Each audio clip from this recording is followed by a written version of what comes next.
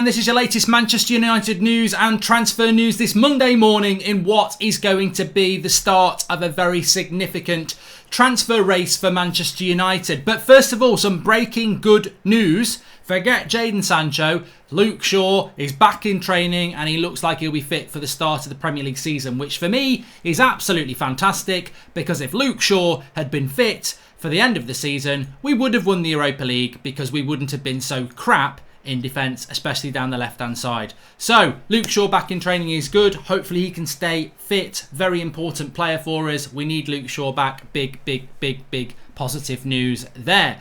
But it is also a big week for Manchester United. Now, if anyone can remember, about 3 or 4 weeks ago, when we beat Leicester on the following Monday morning, I did a transfer show like this. We were talking about Jadon Sancho. I'd spoken to my guy and he said that Jadon Sancho to Manchester United will happen, but I wouldn't be surprised if it doesn't happen until the back end of August after the Europa League final. So look, we all got lost in that initial week where we thought it was going to happen straight after the Leicester game, and it didn't.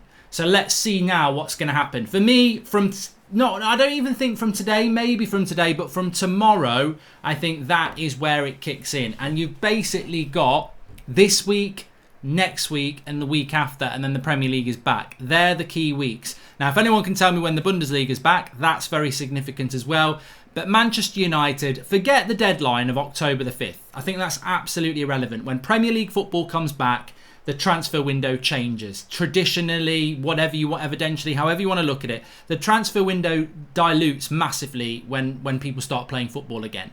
So you've got these next 2-3 weeks for Manchester United to really make a significant leap into this transfer window. I fully expect it to happen. I know there's a lot of anger out there. I know there's a lot of frustration. I'm going to talk about Herrera in a minute, because I'm sat watching that game last night and I'm like, what a bunch of prats. This is just another bit of evidence about how crap we are in relation to retention and selling players. And Patrice Evra's come out with something again to highlight how bad Ed Woodward and everybody is at their jobs. And look, I like these people. I want them to be successful. But the reality is there's a pile of evidence of how the mistakes they've made in relation to transfers. And we need a director of football and we need owners who want to be good.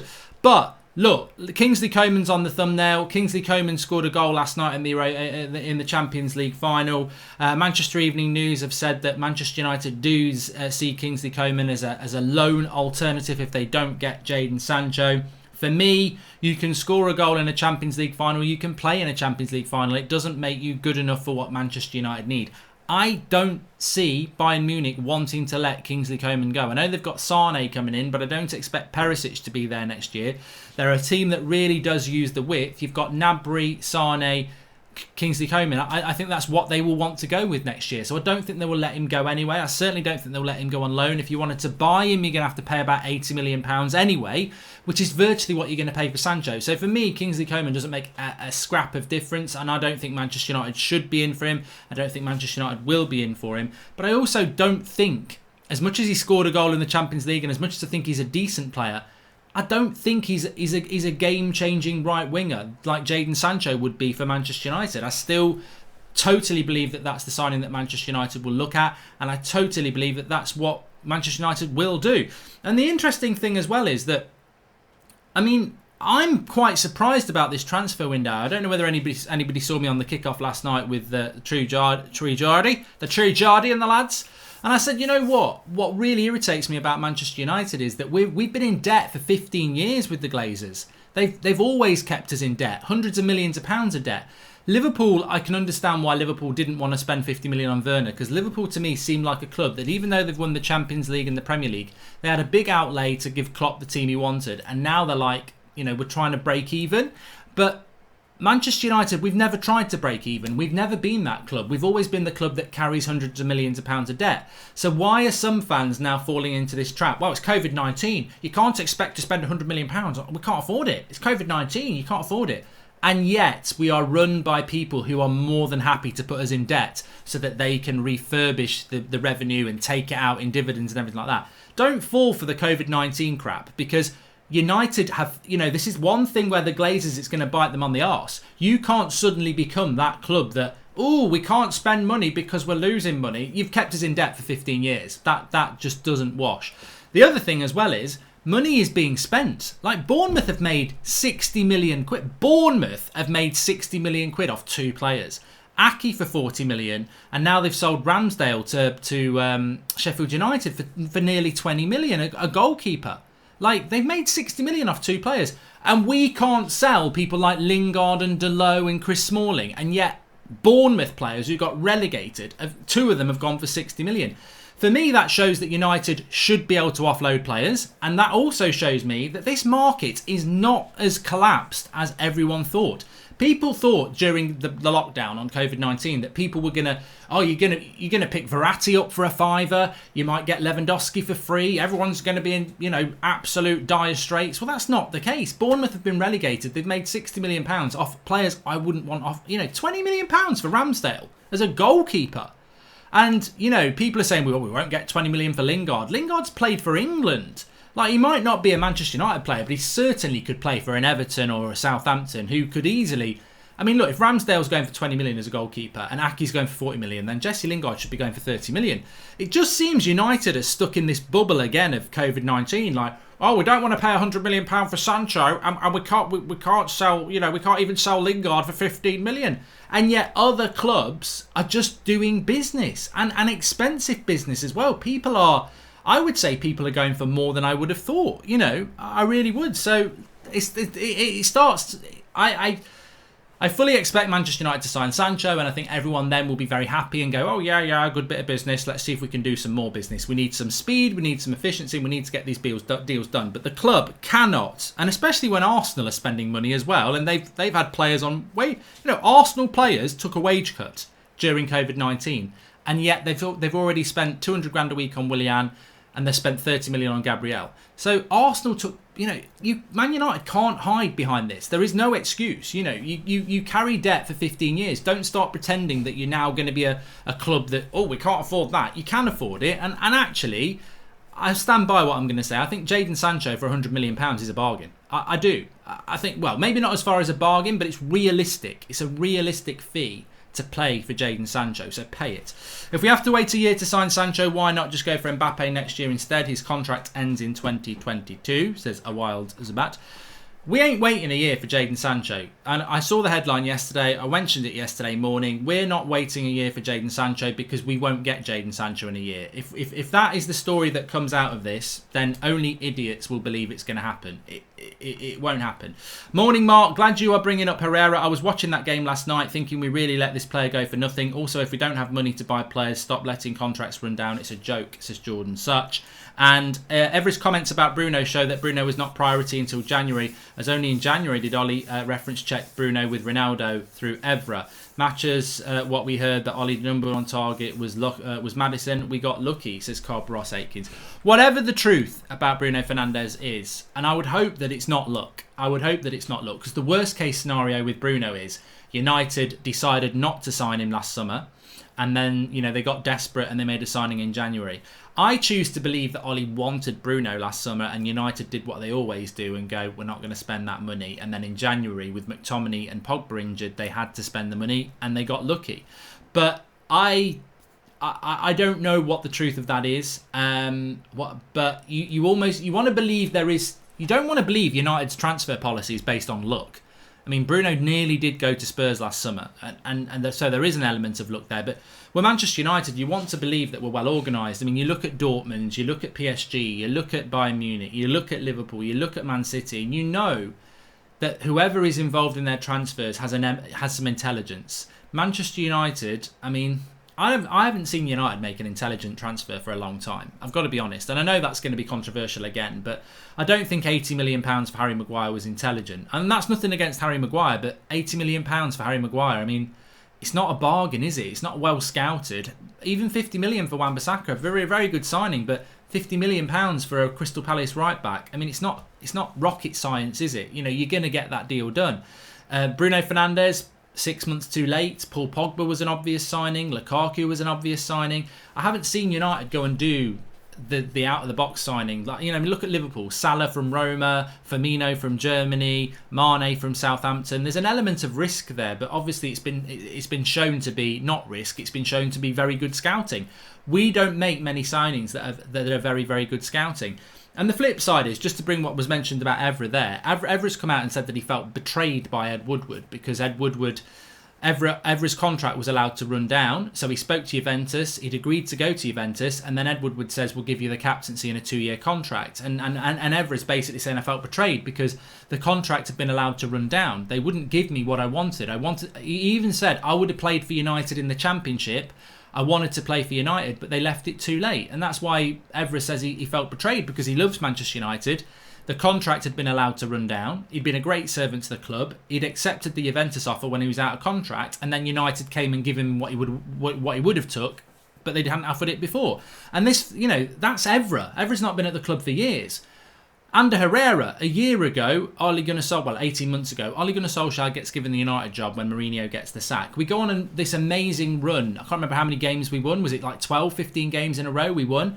Ander Herrera gets injured. The run comes to an end. Ander Herrera was fundamental to Ole Gunnar Solskjaer getting the United job. He was absolutely superb in those first few games. Absolutely brilliant. Matic, Herrera and Pogba was a really good three. And Herrera was the energy in that team. A lot of people, when Herrera left, said, well, you know what, we can do better than Herrera. I've checked the tweets. I was very against it. I was very angry. There was a lot of United fans saying, oh, shut up, you don't know what you're on about. We'll buy somebody better. And I was like, when have we ever done that? We still haven't replaced Ronaldo.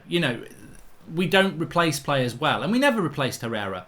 I watched Herrera, in the semi-final. I thought he was very good. And I thought last night he was probably one of the best players on the pitch, creatively, but his energy. And I was like, how? How did we let that player walk out the door for nothing? Whatever you think about Herrera, and I think he would have been a very good player for us this season, a very important player. But how did we let him go? Like, for free. And again, you listen to what Evra said. You see what's happened with so many players. It's not just about signing the Jadon Sanchos. It's not just about selling players. It's about the amount of contracts. United's ineptitude around transfers is three-pronged. It's signing players, we're terrible at it, we take ages and we overpay. It's selling players, we're very bad at it. And it's keeping players, like contract renewals, letting players' contracts run down. And Herrera was in the same situation. He wanted to stay at United, they didn't respect him, they let his contract run down, he becomes a free agent, PSG go, there you go, and he takes the deal. And United have left it too late. Whatever happens, they've left it too late. And it's just ridiculous. I don't know what the Glazers actually understand about football, because they really should be compiling a list of reasons to sack people involved in the negotiations of contracts, transfers and recruitment. Because the Glazers want to make money. And I'll tell you what, the wages we pay, the players that we let go for nothing when we could have got money, and the overpaying of transfers, you got a competent director of football in, and the Glazers would make a lot more money. It's ridiculous. What if we don't sign anyone? Could Ollie lose his job as gradually teams' levels drop, says Ankit? 100%. 100%. Ollie's job's in danger if we don't sign players. Warren Buffett is always fearful when others are greedy and greedy when others are fearful. United should do this now, especially in this window, says Andy Cooper. Man United bid 90 million for Kingsley Coman. Nothing. I mean, Angel Gomez is a little bit different, P. Conrad. I mean, look, but even so, you've still let a player walk out the door for nothing, and I don't think it's acceptable. If we've got no money, it's because we pay Jones and Lingard 100k a week. The business plan of this club is awful. Glazers aren't businessmen. Santino. Look, I've said this before. I'm totally confident that we're going to sign Jadon Sancho, and I think the mood around the club in the fan base will change like a light switch. But even if we sign Sancho and a centre-back, I will still say what I've been saying for 15 years. I don't like this ownership. It's incompetent. It's absolutely incompetent, and it's been proven. And they desperately need a director of football. Somebody who is given the freedom to be the director of football. The people on that board, and I'm not going to name names because there's more than one, the people on that board who are involved in the day-to-day running of Manchester United Football Club in relation to retention of players, recruitment of players and selling of players have been proven to be inadequate since 2012.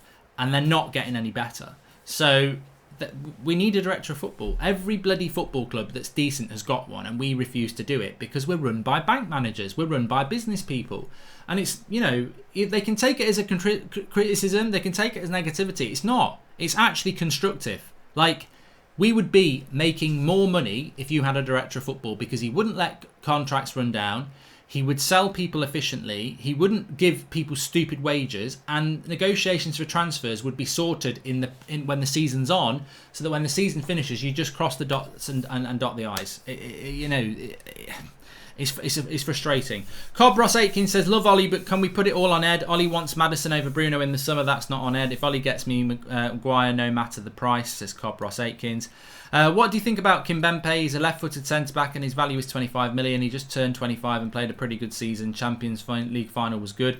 It's just not going to happen, is it? XO, it's just not going to happen. We're not going to get a player like Kimpembe from PSG. It just won't happen. Why would they sell him? Dylan Fitzpatrick, hey Marky, sorry, random question, but what do you reckon is going to happen with Ighalo? Would you keep him as a backup? Would you go for someone better? I've never felt that Ighalo was good enough, and I know, again, there's a bit of controversy this Monday morning. I like Ighalo. I think he's a fantastic personality to have around the club, but I just don't think he is a player that Man City would bring on, Liverpool would bring on, or Chelsea would bring on. And I think when you want to be the best, you've got to have better on the bench. So for me, I would like to see Sancho come in so that on the bench you've got Greenwood or Rashford, and then one of those two comes on as the sub and you've got a better player. So that's what I think. I think Ighalo will stay till January and then he'll go. And I think as a short-term year thing, Ighalo's, we could have done a lot worse than Ighalo. So I like him, but it's not a long-term thing. Julian S says, our club structure is flawed. Don't expect us to rebuild or win the Premier League unless the Glazers leave the club. Time to recognise the root problem. Well, we have won, I've got to say, to be fair, we have won titles and we have won a Champions League with the Glazers. But you've got to be switched on with the ownership all the time, because we are a very, very big football club. We're a fantastically well-run football club in many areas. Our PR is very good over the last 6 months. You've just got to always be very wary with Manchester United about what's coming out publicly, because I feel that what I said at the start of the show, I feel that there is this mantra coming out of the club at the moment that it's COVID-19, you can't really spend a lot of money, but it's total hypocrisy. It's total hypocrisy. You can't hide behind a global pandemic when Sheffield United are spending £20 million on a goalkeeper. Sheffield United are spending £20 million on a goalkeeper. But we're saying, well, we can't spend money. We are the richest club in England. We make more money than any other club in England. And, more importantly, our owners don't mind being in debt. So you can't say, we can't spend £100 million, we can't spend £150 million. You're more than happy to put us into hundreds of millions of pounds of debt. And you say it's not a problem. So you can't suddenly say, well, we can't spend any money.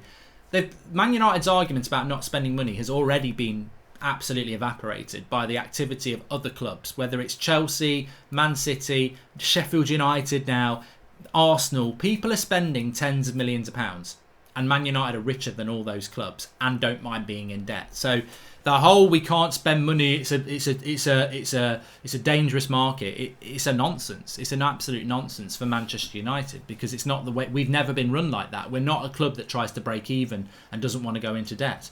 Woodward should have given Herrera a new contract after his amazing 16-17 season, says Cambertron. Yeah, well, we just like to let contracts run down, don't we? We should buy Thiago, says Martial FC. He's everything that Matic or Fred isn't. Man of the match yesterday. He would transfer our midfield to another level. You know what? I mean, look, I'm not really actually a big fan of signing Thiago, and the only reason is he is quite injury prone and he's 29. Having said that, there's no doubt he's a quality player, so I wouldn't, I'm not going to moan about it if we do it. But again, Liverpool get Thiago for what, 30 million? Man United are after Grealish for 60 to 80 million. Now I know there's an age difference of about 5 years. But is Grealish ever going to be Thiago? No. And this is what I always keep saying. Manchester United, when was the last time we bought a well-scouted player? And when I say well-scouted, top quality player, cheap price. We don't do that. We go for Mr. Obvious. Like, there is no... Last season, people were saying, and this one, I don't know what people think about this. This one always just, almost gives me a headache. It's like, when Solskjaer wasn't doing very well around autumn last year, a lot of people were saying in the comments, let's make Ollie director of football and get Poch as manager. And I was like, why? What skills has Ole Gunnar Solskjaer got to be director of football? Like, what has he shown? And people would say, well, look at his transfers. They've all been really good. And I'd say they're obvious. And people, you just hate it. I'm not hating. I'll say it now from a position where United have done well under Solskjaer and we finished third. I still think his signings are very obvious. I mean, on Bruno Fernandes, people on this channel, we were talking about Bruno Fernandes a year before we bought him. Like, all you needed to do was watch the United stand to buy Bruno Fernandes. So that wasn't well scouted. And I'm not giving United stand the credit. I mean, Bruno Fernandes was a well-known player by the time United bought him. So he's no great discovery signing there. Harry Maguire, 80 million. Wan-Bissaka, 50 million. These are not well-scouted players. They're obvious players if you've got that much amount of money. Well-scouted players are some of the signings that Liverpool have done, even Man City at times. We don't do these well-scouted players. And if we did, again, it goes back to the Glazers again, which shows how the Glazers don't really have a clue, because they let the people who do our negotiations, and they should be scrutinising that. Because if the Glazers are about making money, which they are, they should be looking at the Harry Maguire deal and going, why did we spend £80 million on him when Chilwell is going for £50 million a year later? You know, we could have saved it. We could have walked away from that deal and got somebody else. You know, there's a lot of mistakes that Manchester United make around recruitment, and I think that we just don't recruit intelligently, and we would save a lot more money if we did. But I still expect us to get Sancho, I've got to say, and then I think a lot of people's negativity would disappear anyway. Thanks for the super chat, Finza. And there was a time when we used to hijack deals, i.e. Roy Keane. Now we can't work on a few small deals also. Afraid that PSG can hijack Sancho deal now. They couldn't win the final, says Capil. Well, look, PSG could hijack Jadon Sancho. I'd be very surprised if Jadon Sancho fancied going into the French league, if I'm absolutely honest with you. It wouldn't make a lot of sense to me, but you just don't know. You just don't know, do you? I mean, but I think as I've said, this United Sancho Dortmund deal is a lot closer than people think, and it's been very close for weeks. But a deal's not done until he's holding up the shirt and it's signed. But there's a lot of work that goes into a transfer, and what I know is that Manchester United, Sancho, Dortmund, a lot of that work has gone in. It's just that final bit. And I do expect it to happen. We have a month and a half left for transfers. Our first game is less than a month off. Will we get players in before then? We take too long on deals, says Spartan N. Jones.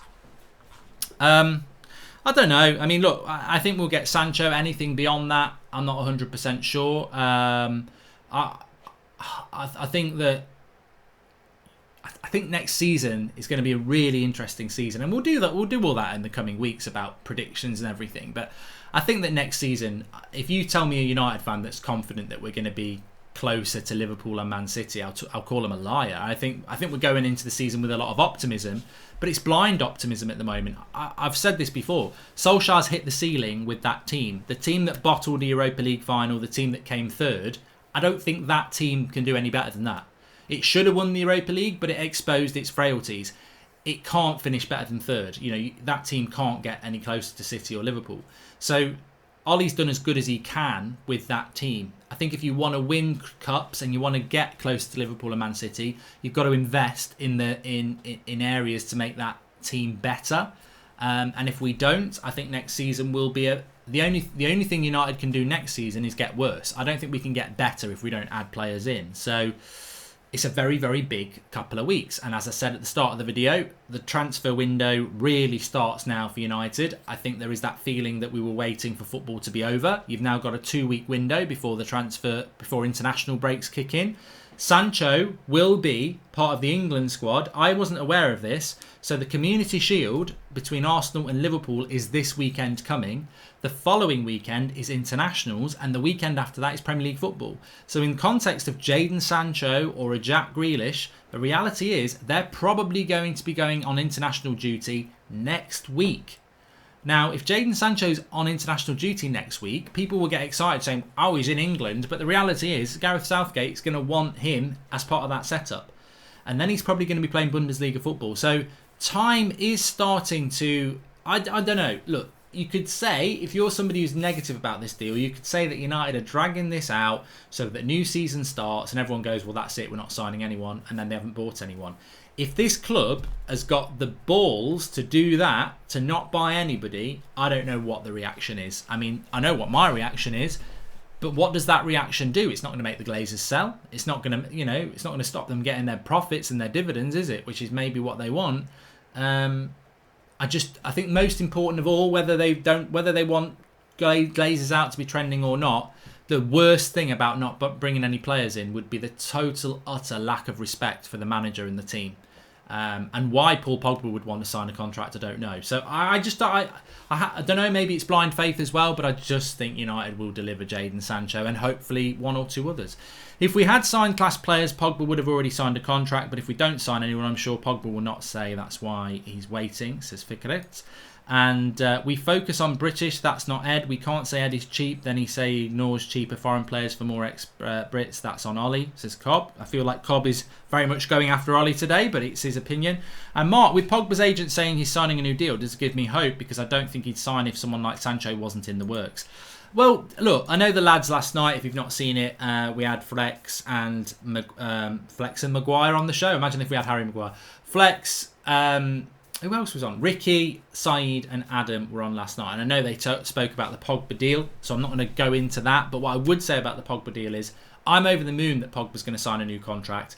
I've said on this channel for a number of months that he's going to sign a new contract. It's sort of been a bit of a well-known thing on this channel because I've always been well-informed about Pogba. I said he wouldn't be sold last summer. I said he wouldn't be sold in January. And I said he wouldn't be sold this summer way before anybody else because lots of people had been told that.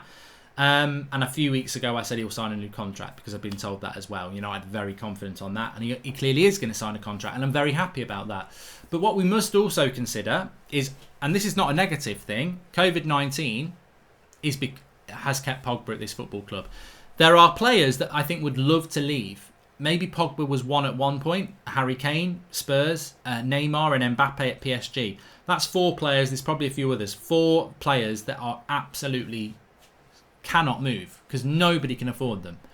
They can't. They're in a golden cage. They're paid very well to be in that cage, and they probably quite enjoy where they are. But there's no doubting that Mbappe and Neymar should be at a better club than PSG, playing in a better league.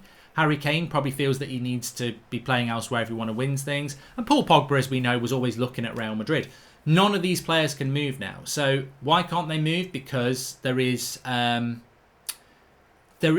I don't think COVID-19, well, it's evidenced. We've seen it. People are still spending money, but I don't think there is a club out there who can spend the money to get Neymar or Mbappe. I just don't think there is. And I don't... Specifically, Barcelona and Real Madrid haven't got the money. And Juventus haven't got the money. So where can Pogba go? Nowhere. He's not going to go to PSG. Where can Neymar go? Where can Mbappe go? Nobody's got that 150 to 200 million pounds to buy that sort of Harry Kane player. And I'm not saying Pogba would go for that. So we've benefited with Pogba. And look, I'd give him the captaincy. I think I'd love to see Bruno given the captaincy. But are you going to give somebody whose English isn't great, who's only been here 6 months, the captaincy? I didn't before what's happened with Harry Maguire, and I hope that's going to get resolved very quickly.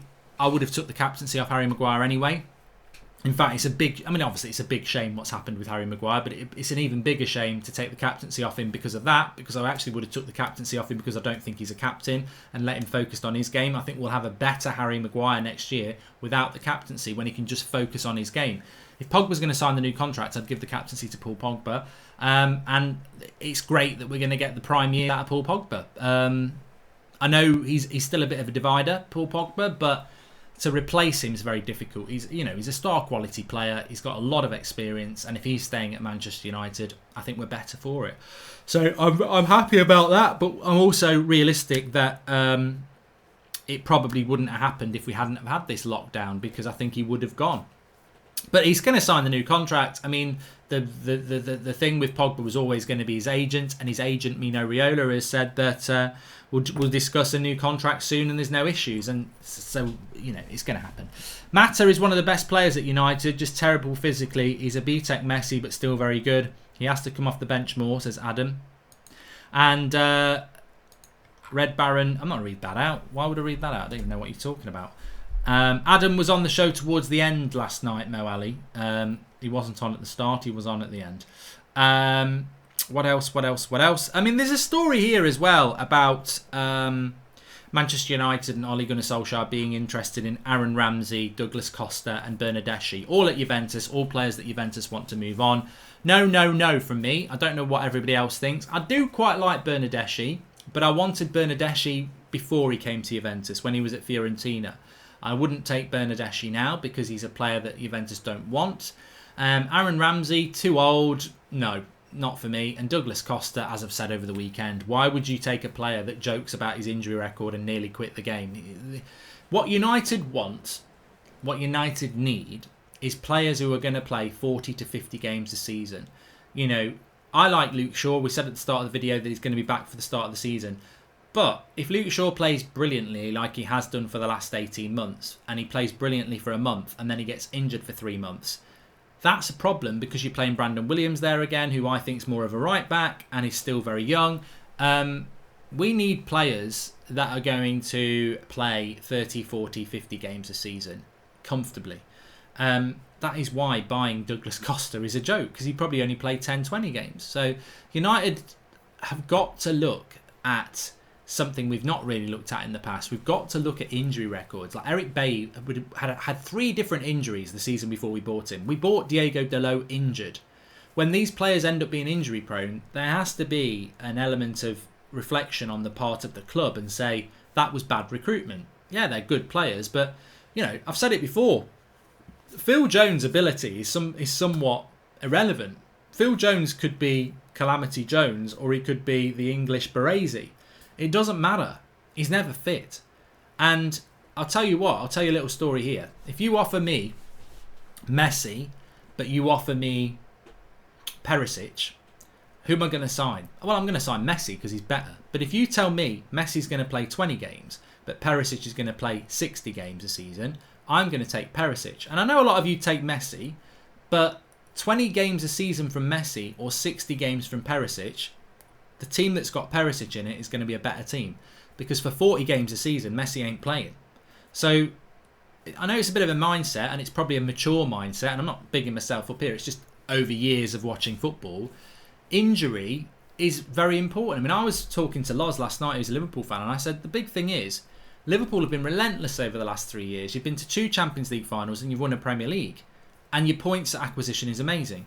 And within that time, how many times has Mane, Firmino or Salah been injured? Because I don't even know who plays for you when they get injured. Who's your backup striker? It's Origi, isn't it? Who plays if Mane doesn't play? Who plays if Salah doesn't play?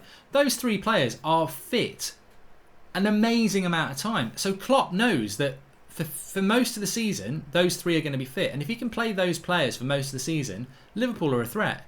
That's what United need. And that's what I mean about, you know, I'd take Perisic for 60 games a season over Messi for 20. Because if you want to be a successful team, consistency is what Ollie's mentioned. It's what you've mentioned. Consistency is what wins you titles. Consistency and quality. But you can't have players in your team that are injured.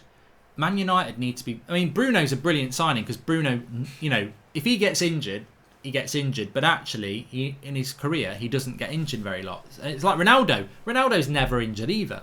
You can buy... You know, some people get sick a lot. Some people don't. It's the same as football.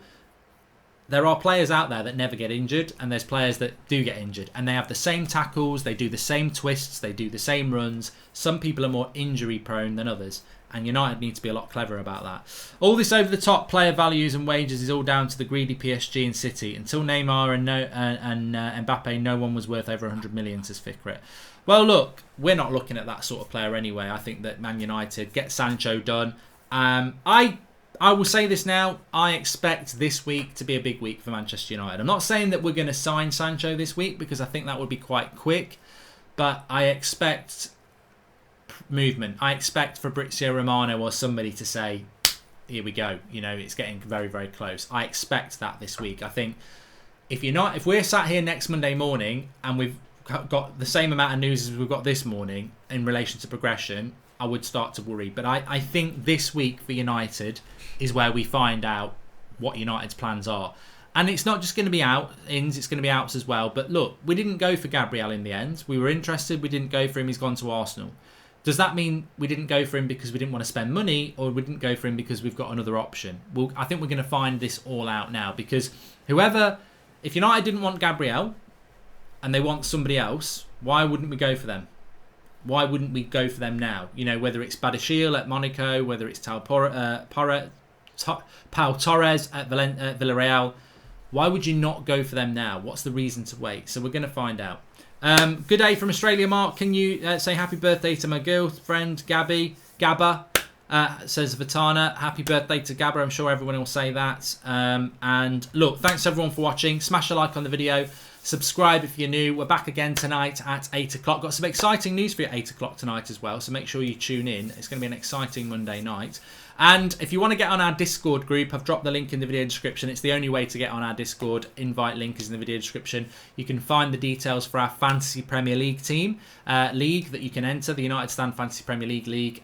Just go into the Discord, go down the left-hand side, you'll see FPL and you'll get the info there. I've got my team in, get yours in, and get involved in the Discord, which is open 24/7. People chatting away. I'm going to pop on there myself now. Speak to you all in a bit. Thanks for watching and subscribe if you're new.